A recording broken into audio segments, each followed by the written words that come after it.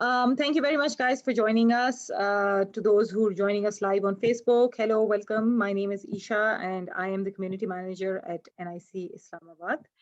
A happy Women's Day to all of you. It's our day today. But we have with us a very special guest. Fatima Mazhar is not a new name. She's been here for a while now. She was previously associated with Kareem, but recently she has started her own startup, Dukan.pk, and she is the COO and the co-founder for Dukan.pk. So we're going to speak to Fatma more about that. So if there are any questions, just a few house rules. If there are any questions, please share them in the Q&A section of Zoom if you're joining us on Zoom, and the comment section on Facebook if you are joining us on Facebook.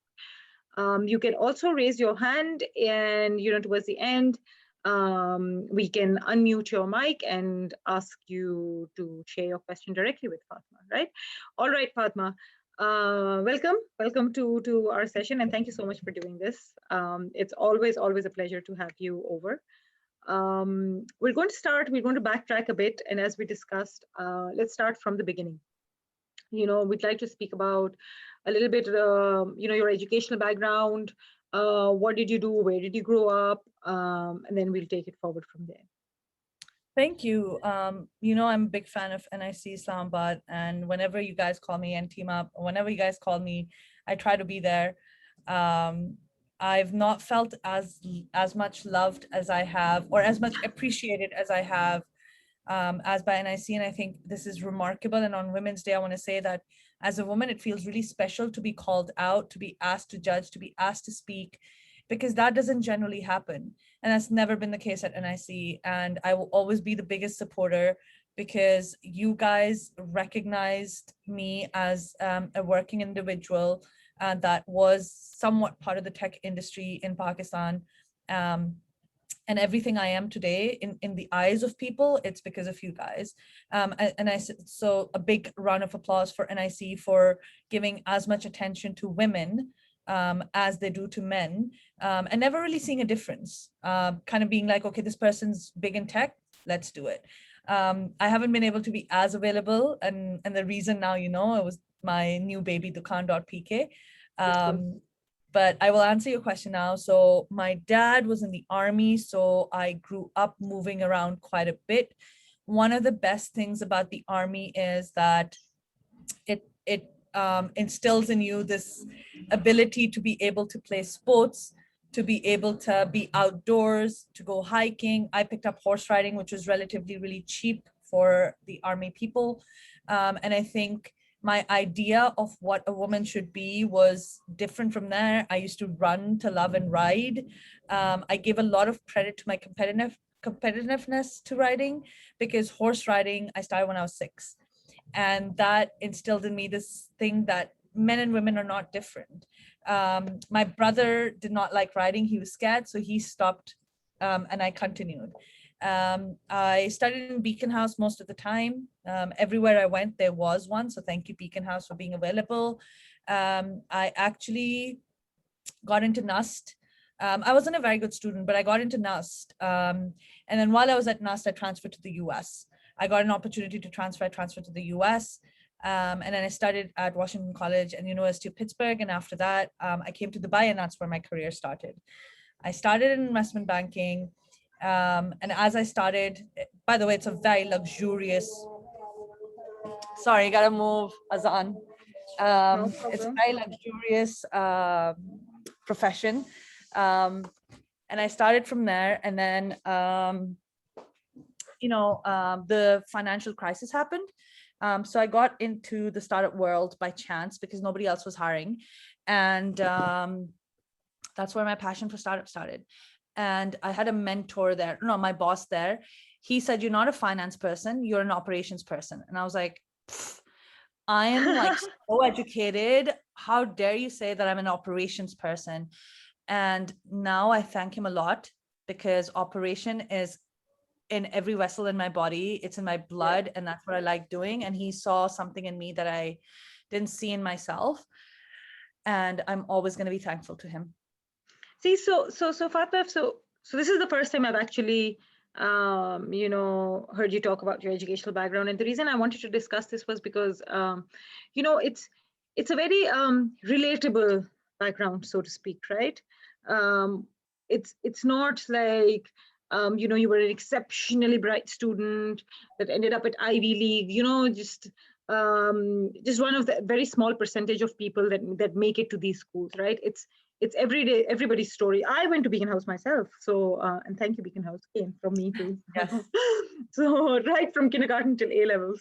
But see, that's what I wanted to know, because there's a misconception that to make it big, it's usually those that have ended up going to Ivy Leagues or have gotten that kind of schooling. But it was very something that maybe probably like 70% of the people in this webinar have experienced, right? But more importantly, now when you say that the financial crisis happened, and from investment banking, which is here, and then startup, which is very very volatile, and they're it's a new space. How did you deal with that setback, emotionally and also otherwise?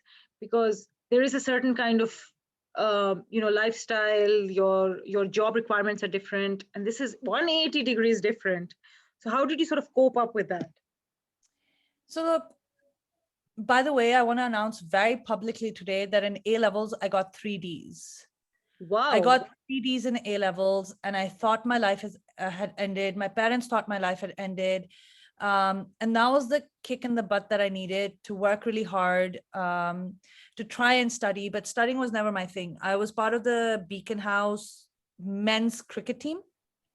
I was also part of Pakistan's junior athletic team. I've got like 3-4 gold medals to my name. That's fantastic. When I was young. But the point is, I knew that I wanted to be somebody, or I wanted to work. And I think that's where my mom comes in. She had said that she regretted being a housewife and she regretted not studying. So she kept pushing me.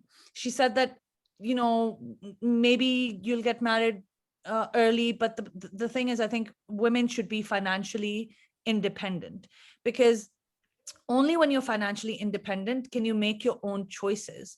You can be very educated, you can have everything in the world, but if you're not financially independent, then it's not you're not making your own decisions. You are always going to be bound to somebody. And I think a husband and a wife relationship is the most beautiful in the world. But to be dependent on somebody for every penny that comes your way was not something that I wanted to do. So that was my motivation in the start. The second thing is, I've had a lot of setbacks in my career. The first job that I did was investment banking. The company went bankrupt and they let go of people in phases. I was the top performing analyst, but I was let go because they said, hey, you're a woman, your dad or your father will support you, your brother or your dad can support you.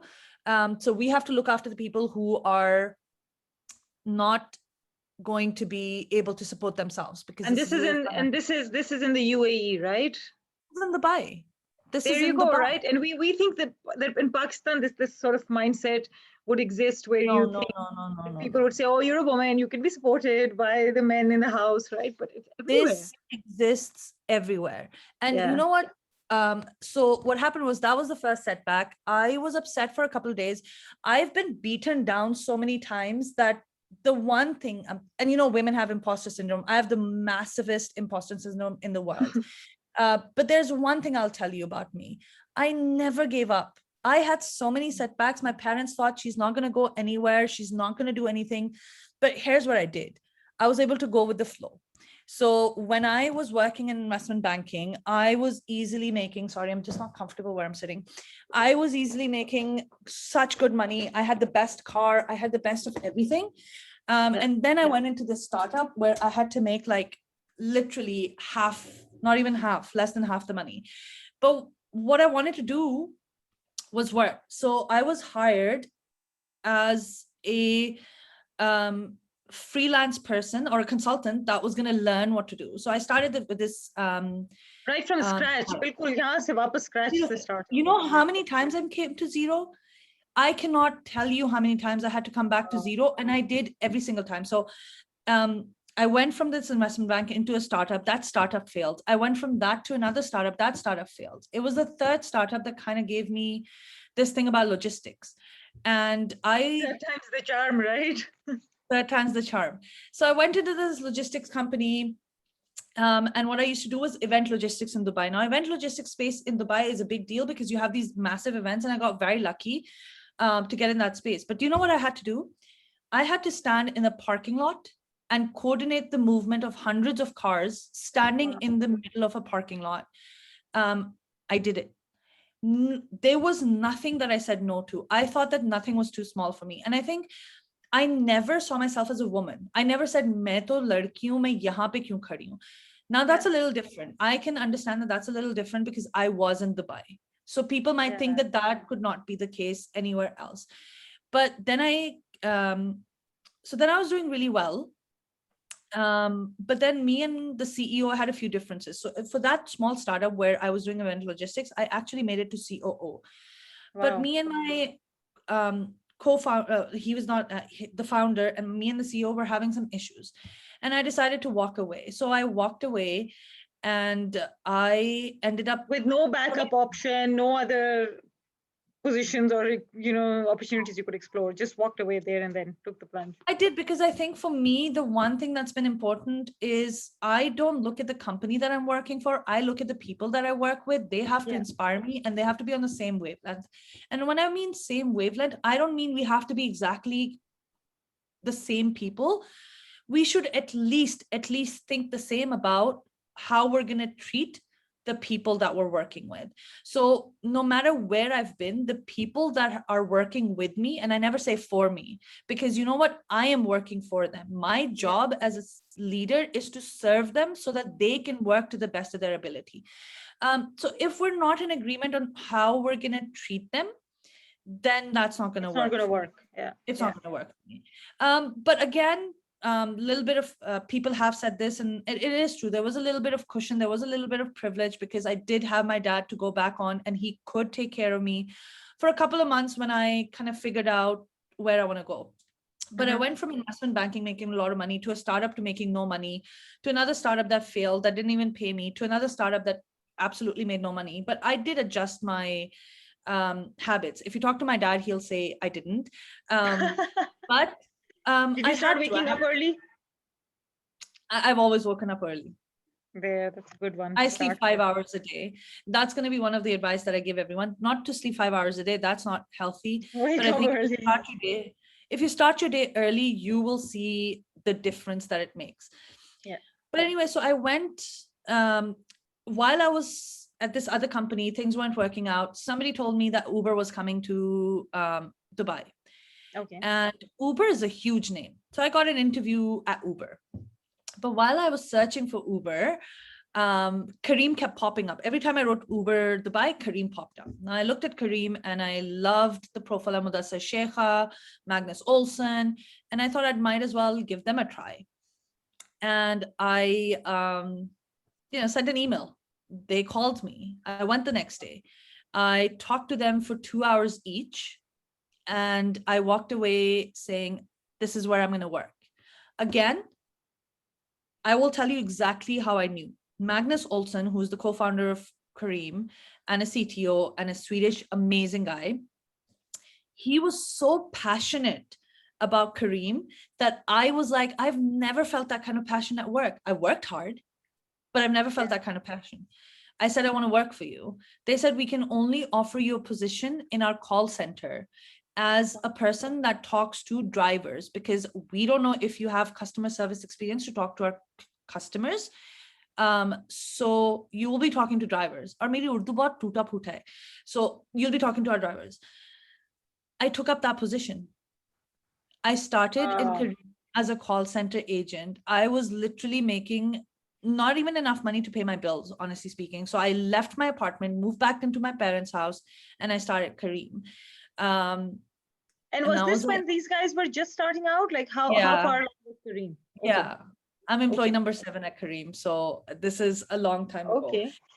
You go way back with Kareem then. I do. It was really sad when I had to leave. But the point is, I really wanted to work for them. And for some reason, everything that they said in an interview sounded authentic. It resonated with me. I felt like these guys meant what they're saying. They said, if you stick with us and Kareem does well, you'll go a long way with us. I didn't have a contract with them that said that. We didn't have funding at that point in time. We hadn't promised any funding. So I think you were I went brave with enough the to flow. take the plunge.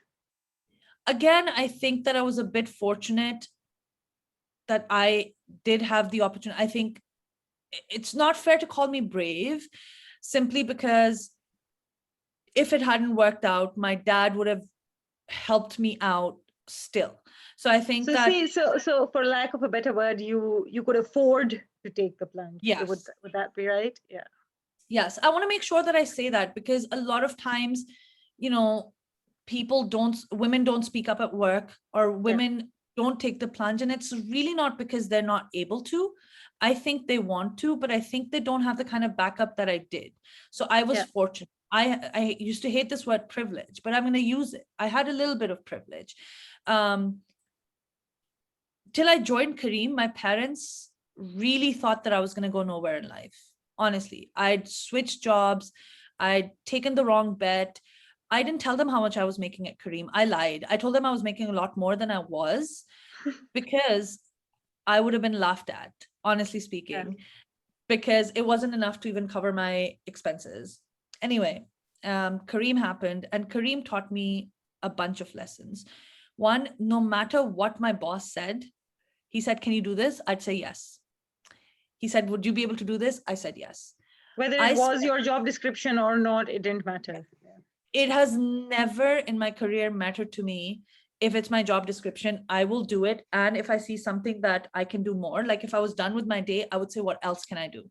What else? How else can I do it? I wanted to learn. I wanted to know each and everything about whatever I did, because I felt like that gave me an edge. Now, again, another disclaimer. I had sacrificed some things. I'd sacrificed the fact that I would have a family. My parents were very understanding. I have not gotten married.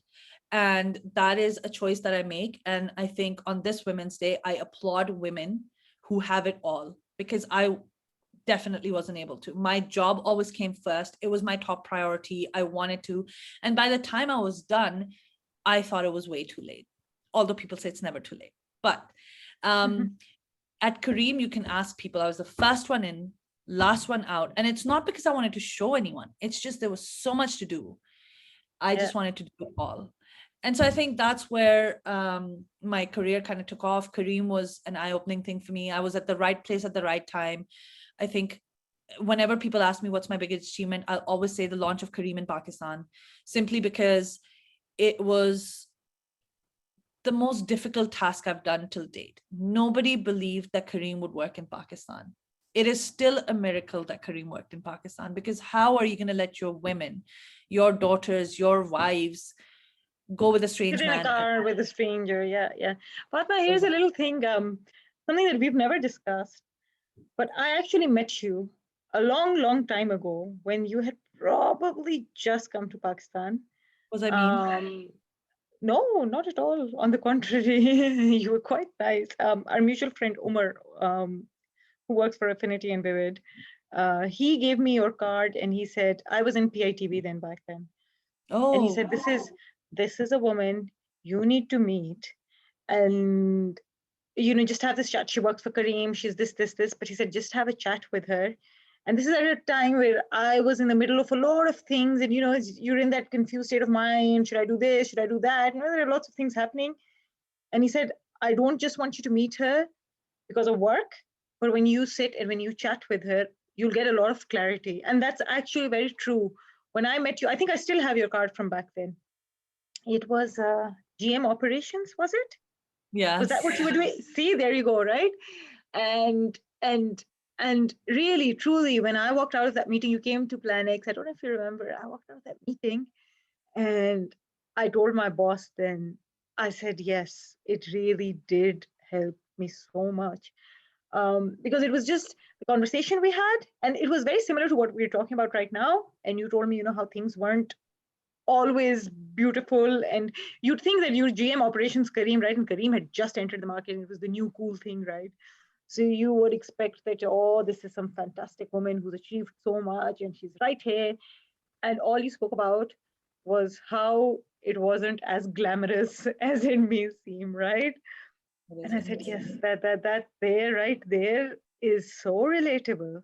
And so I remember you from back then, actually. And That's so so, great. I've sort of been following your journey from then, and then Keep Trucking came in, and so yeah, let's get to that. So Kareem was wonderful, beautiful. It was doing very well in Pakistan. All of that happened. Why would you leave Kareem for Keep Trucking, which is perhaps, again, not something that anyone else would. It's not the traditional trajectory that someone would follow. So why Keep Trucking? What happened? So look, I was the head of expansion at Kareem. One of the most important lessons I can give everyone is your journey at every company is already set, and you need to know when to exit.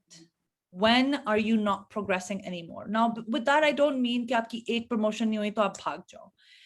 But starting at the call center, making up my way up to head of expansion, having expanded to as many cities as possible, we weren't going to expand more, right?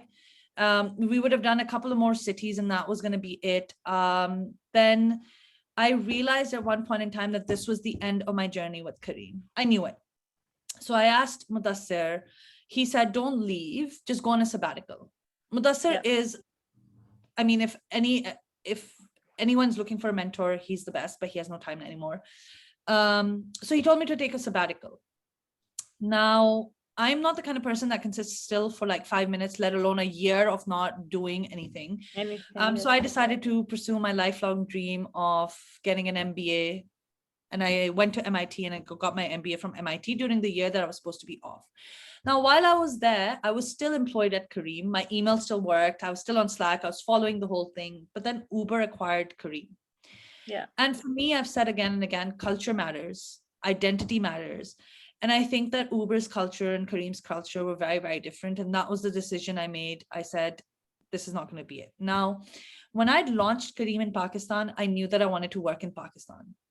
I'd seen the talent in Pakistan. I keep saying that. People sometimes laugh at me, but I think the talent in Pakistan is next to like no one. We have such amazing talent, untapped potential that I would like to hire, train, and get them to be a machine.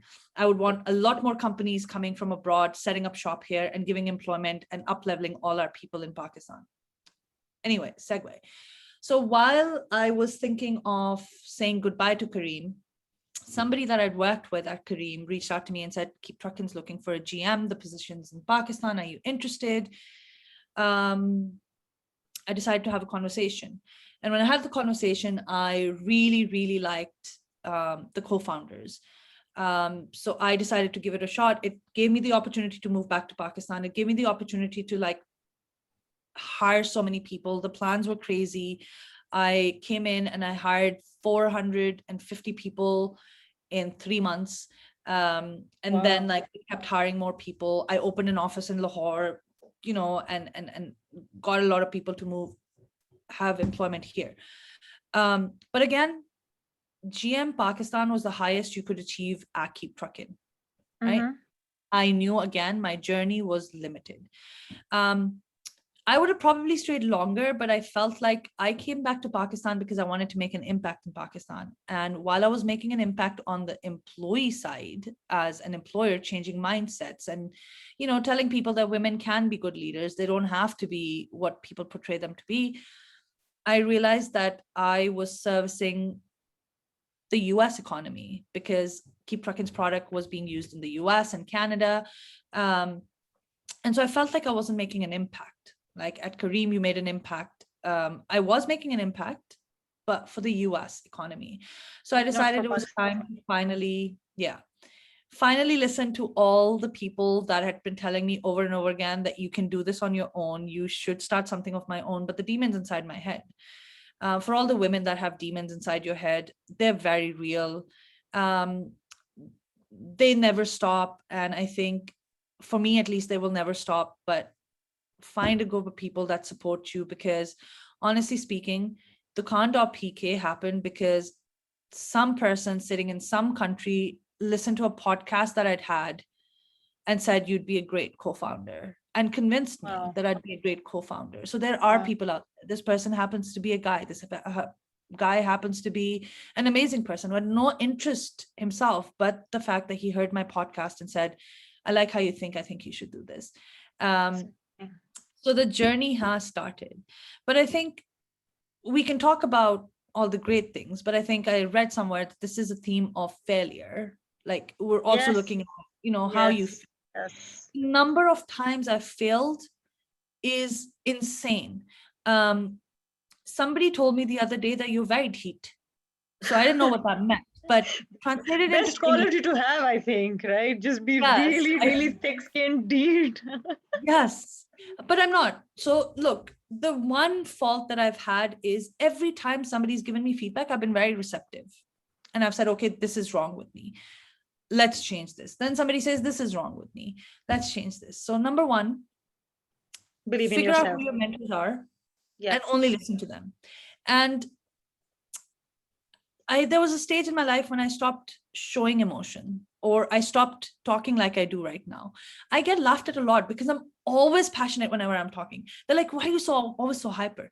Look, I'm really excited about the fact that I get to talk about my failures on a day when women are looking at me and thinking my life is really rosy. No, it's not. I have failed at relationships because I focused on work. I am called a failure in Pakistan because I'm of a certain age and I don't have a family.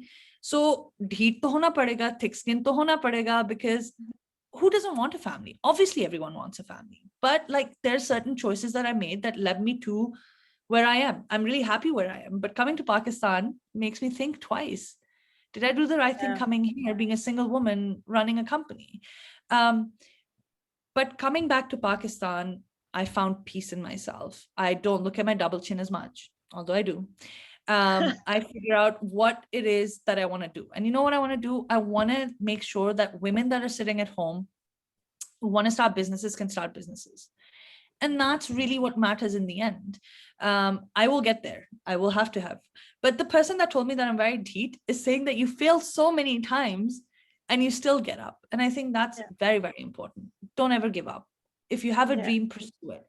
I was 35 when I went and did my MBA, right? A lot of people do it in their 20s, but I wanted to do it.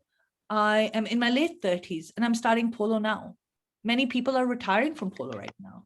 So a friend of mine, a really good friend of mine, he told me last year, his name's Togril, he told me last year that a lot of times in Pakistan, people think that as they hit their 40s or once they get married, that their life's over.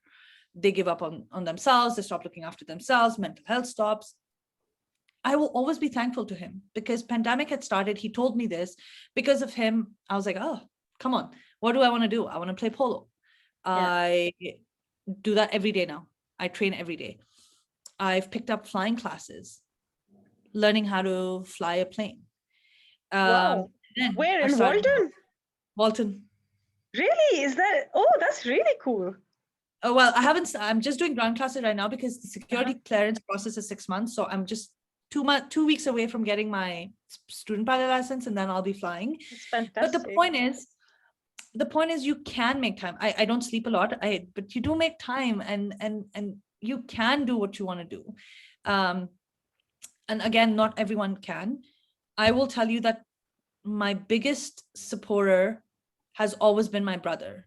I wish I could see myself like my brother sees me, because, oh my God, to him, I am Wonder Woman. It's not like he doesn't tell me what I've been a failure. I messed up my relationship with my family for a very long time because I was so focused on myself. There's many mistakes that I've made, but honestly speaking, this late in life, I feel like I'm on the right path, but I'm going to make a lot of other mistakes. But the one thing I'm going to do is I'm not going to give up. And I now know who to listen to and who not to listen to. And sometimes strangers will give you better advice than people that you think are your friends. My mom always used to say कि हर कोई दोस्त नहीं होता. Some people are your class fellows, some people are your colleagues, some people, and I laughed at her multiple times. Yes, right. But now I understand. And my dadi used to say, "Apne dil ka jo baat hai na, wo kisi ko nahi batana. Keep it yourself." That's some really Wow, good. this is what we should have really called the session. The title we were looking for, this is what we should have called it. This is Yes. fantastic. Sherry, if you're there, this is what we're tweeting also. Golden Words by Dadi, which I personally believe Yes. in this so much. And मैं तो open book हूँ. मैं तो सबको सब कुछ बता देती हूँ. I'm But very maybe a lesson learned, right? So we might work on this also. But you know how you say, okay, you didn't work and you didn't get married, sorry, and you chose to work and you chose to focus on that. On the other end of the spectrum, I'll give you my own example.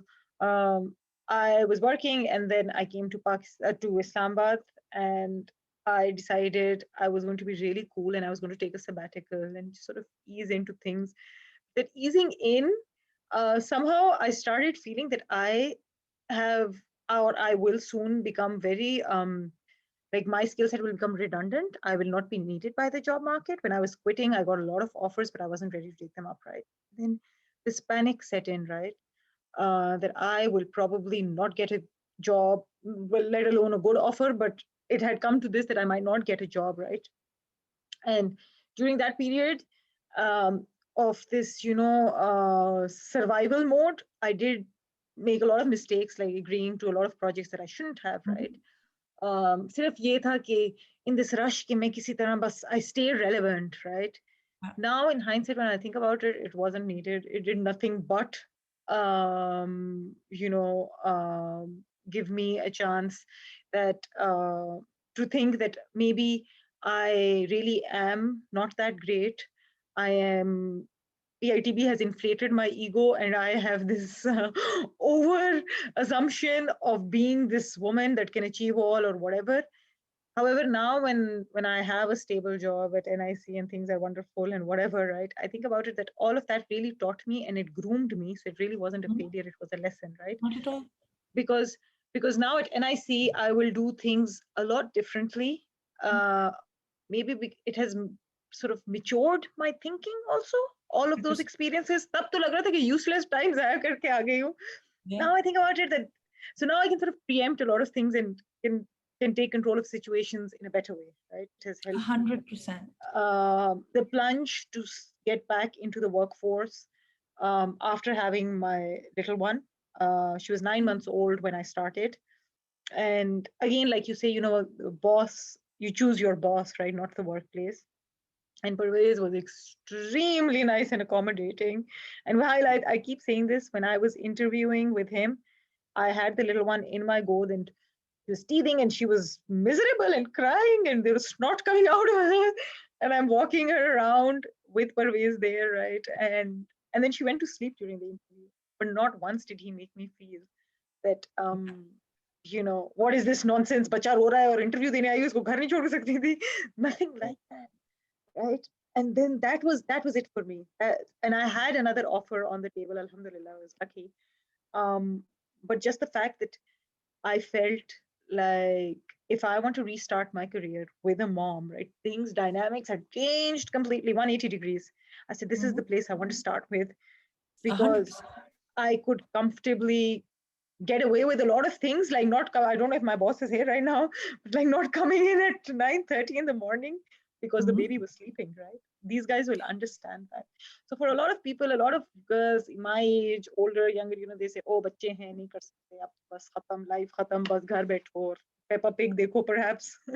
So to them, it's just get out of there. And I feel like I took the plunge and I'm very happy that I did. They're very, very accommodating people now, the world, even in Pakistan.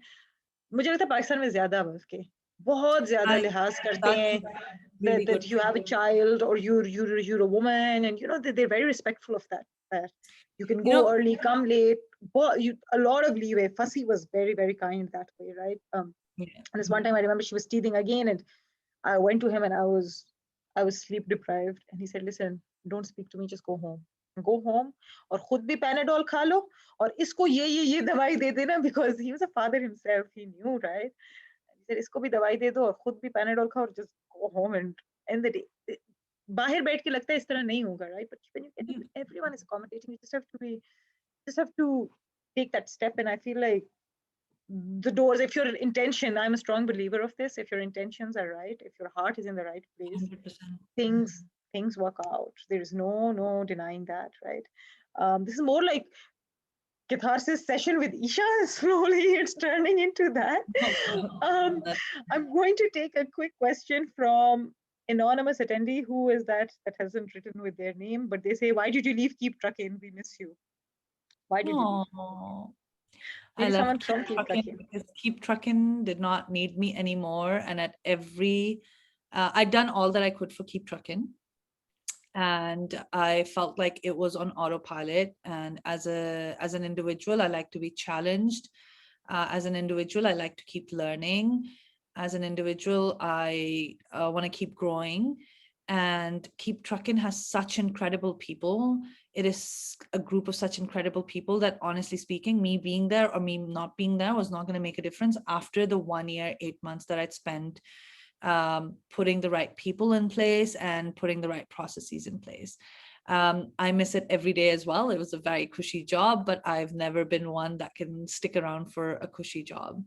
So yeah, but coming back to Pakistan, I think I was just saying this, the first panel I had in the morning where they were talking about, workplace difficulties and all of that. I think they do exist, but I think I've never seen more respectful men than Pakistani men. I am always awed by the fact that if a group of men are sitting and I walk up, they will stand. Yeah. I carry a chair and they'll be like, let us carry it for you. And I know some people would say, oh my God, this is like, because they're like, no.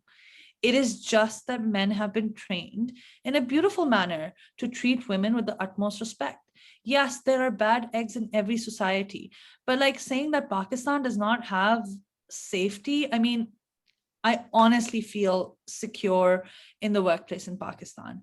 I have felt more respected, and I know I can lean on a lot of things in Pakistan. I mean, bad incidents happen everywhere. I've had more bad incidents happen to me in the US than ever in Pakistan. Yes, there are some people that will do certain things. And yes, we should not keep quiet and we should go out there. But I think calling a spade is a spade. And now women have gotten much better at calling people out. So I say the best thing women can do is when something happens, speak up, because people will listen. I Keep Truckin', we had a zero. Like I came in and the first thing I said was, there's a zero tolerance policy for harassment. Your ass is gonna, sorry, excuse me, you're gonna get fired if there's harassment. That's one thing I can't stand. But like in a group of 1,300, 1,400 people that work at night from like 6 p.m. to 3 a.m., women felt safe. You talk to a lot of the women there, they felt so safe. Like their parents let them come to work at night. So things are changing. And I think what we have to look at now is not women in the workplace. Now we have to look at women in leadership, because I think Pakistan's done well in getting women to the workplace. But as you get higher up the food chain, there are fewer women. And when you do talk to men around here, they say, oh, it's the women. They don't want to work. They don't want to come in. They don't want to share time. But I think what we need to learn is how to be, NIC is an example, how to be more accommodating, how to make sure that certain things are taken care of so that women can progress. So that's the next step in Pakistan. But I definitely say that some of the most respectful men that I've ever met are absolutely from Pakistan. I'm a big supporter of Pakistan. Guys, just a quick one, just a quick reminder, you can type in your questions here or raise your hand and we can unmute you and you can directly ask Fatima whatever you want to ask. We have a question from Zakira Baby, who wants to know, she's a student of BS Psychology and she wants to know how she can be a successful woman. The whole conversation, Zakira, should have give you some insight on how you can perhaps be successful, but anything that you'd like to add, Fatima? Zakira, as I was going through my career, I never said that I want to be a successful woman. I think everyone's idea of success is so different. So first you need to define for yourself, what does success mean to you, right? That's the first question. And the other thing is, all I focused on was whichever job I had. And I've had a host of different jobs. I haven't even talked about the jobs that I did in college. And all the trials and tribulations I went through to figure out what it is that I wanted to do. Until I came to Kareem, I had no idea what I wanted to do, which is like halfway into my career. what you should focus on is, I tell everyone, people say be honest to the job. I say be honest to yourself. If you're giving 100% to any job, that is a measure of success, right? Hard work speaks. Good work speaks. Talent speaks. So if you're working hard, you will get noticed. You won't have to do anything else. So I think define what success means to you. And if you know what success means to you, please write it in the chat and we can take it forward if you're still here. But define what success means to you and tiny steps. The other thing that I want to say to everyone, this is to men, women, all alike. I think in Pakistan, I've seen so many people be like, okay, I've done this job for 6 months. What's next? How do I become a manager? What's the next level? No, guys, take your time. Just like when we tell you that when you're kids, take your time to grow up, take your time, learn all the skills that you can. Being a manager usually means that you're like a parent and all you're doing is solving like HR issues and making some decisions. And if you're a good manager, you will not be taking the decisions. You will be empowering the team that you've hired to make decisions and choose one or the other. But as a leader, what I've seen is most of the time, it's a really boring job. This is why like I got into everything, because a leader, people think, oh, it's so glamorous, you have power. Power is ridiculous. In Pakistan, most of people think that power means that you can, order about. But if you want to be a successful leader, remember, power is responsibility. And if you're not taking that responsibility well, you're not being a good leader. So take your time, acquire all the skills, and then become a leader, if that's what success means to you. I don't know. Step by step, baby steps. Amrose Shaukat from Peshawar has just started her own marketing and consultancy company, and she's a bit confused and wants to know how you can be successful or find something new while it seems like it's all covered already. Like Kareem did, beside it was face to face with a giant like Uber, and it still did well, right? So what she's trying to say is that she's doing something that's very competitive, and there are a lot of other players in the market, but how can she find her own niche? How can she become successful? Look, finding your own niche is a lot about experimenting and figuring out what, if you're looking at all the competitors, see what they're not doing, but that's not a healthy approach. What we did at Kareem is we never looked at what Uber was doing. We kind of looked at, these are our customers, what would the customer want? I said this before as well somewhere, that put yourself in the shoes of your customer.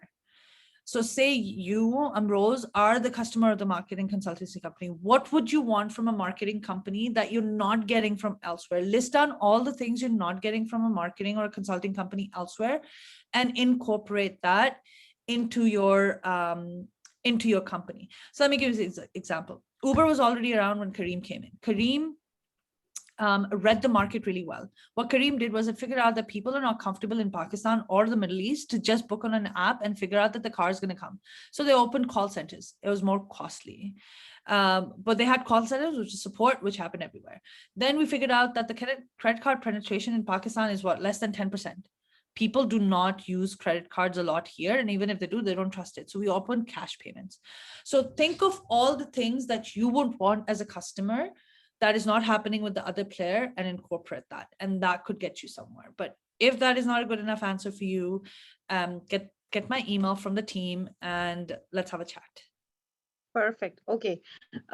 Any final words? I know, Fatma, you've had a very, very long day, and people are, our team is constantly messaging and telling me that Fatma has been on panels throughout the day. So I can let you go quite like 10 minutes sooner than I promised. Yes. Any last golden words, anything that you'd like to share with us on Women's Day? I've really put you on the spot, haven't I? I've always heard that it's so tough to be a woman. I've also heard that, we want equality, we want this, we want that. I think the most beautiful thing in the world is that men and women are not created equal. And I think that we should look at equal opportunity, but we should not be equals. Because if we were to be equals, God would have made us all men or all women. I think there's a lot of beauty about being a woman. I think that there's a lot of advantages to being a woman as well. And I think that if your intentions are pure, like, you said, and if you work hard, and And if you have an open mind and a supportive family, you'll go a long way. And every panel that I've been on today, I've said, let's focus on what is good about being a woman. Let's focus on what good women are doing. Let's focus on how much we've progressed from 20 years ago. Like when I came to Pakistan, it was a new Pakistan. The fact that girls were driving, the fact that girls were hanging out late at night, the fact that girls were taking Kareems was not a Pakistan I grew up in. I grew up in a very protected Pakistan. So I think on this Women's Day, yes, talk about all the issues, but Mudassir Sheikha always used to tell me, he's the CEO of Kareem and the best, smartest person in the world. I will say it 10 times. Such a gentleman, such a gentleman. I've Yes. always had very good experiences with Mudassir. Exactly. Mudassir always said to me, because I would do this a lot, I would run to him like, oh, this is a problem, this is a problem, this is a problem. And he used to say, look, Fatma, I hired you, so you come up with a solution. Yes, that's a problem. But if you're coming to me, come up with a solution. So I think when we're complaining or we're even discussing, I think we should have some solutions in mind, and we should have people that are willing to champion those solutions. And on this Women's Day, I would want us to be champions and not be victims anymore. So the conversation has to change. The conversation has to change and look at, there's a girl that scored the highest marks in ACCA in Pakistan. Brilliant. Incredible. That's a woman that should be on every flippant panel today. I was asked in a panel today to talk about women that have suffered or suffer harassment in the workplace. And I was like, let's get those women up there. Let's talk to them. I think it's great. I am honored that I'm here. But you know what? I want to hear from Party Horiya girl. Yes, people made fun of her, but excuse me, try getting that many followers and getting India and Pakistan to do things. These girls are heroes.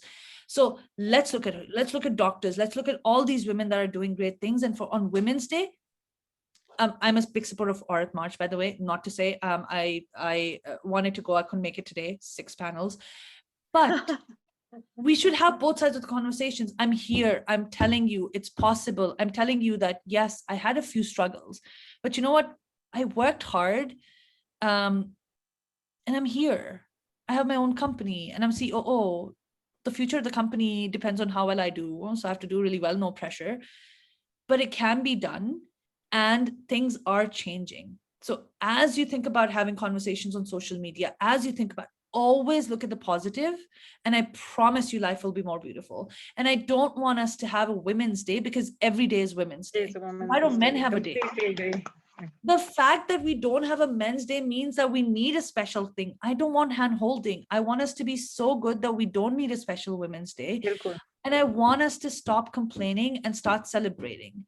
And that's when we'll be equal, because we won't be asking people to change now. It's about time. We're in the 21st century. Exactly. We want separate lines in Pakistan. We want people to get up when we come. We want them to get us on the second place, but then equal rights. Let's, 100%. Airport, this is something that I'm guilty of. Har dafa suitcase Pakistan mein jo bechare achhe aadmi hai na, and they help you with your suitcase. They do. Duniya mein nahi karte hain.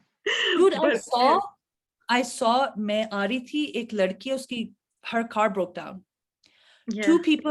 Two motorcycles stopped, pushed her car to the side, usko bataya ki neutral karo, pushed the car to the side, went away. You know what? These are stories you don't hear. All you hear are these bad stories. The number of times people have helped me. मैं उस दिन parking नहीं हो रही थी, किसी ने कहा मैं आपकी कर देता हूँ.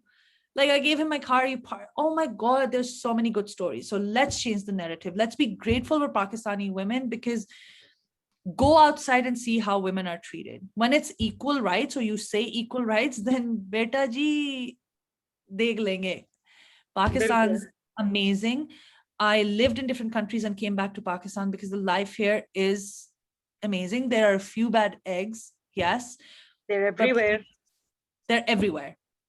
We are lucky, we're blessed, and the right men in this country, which is the majority of this country, know how to treat women well. And I hope that you only have to interact with them. And if you do have to interact with the other ones, I hope that you're safe.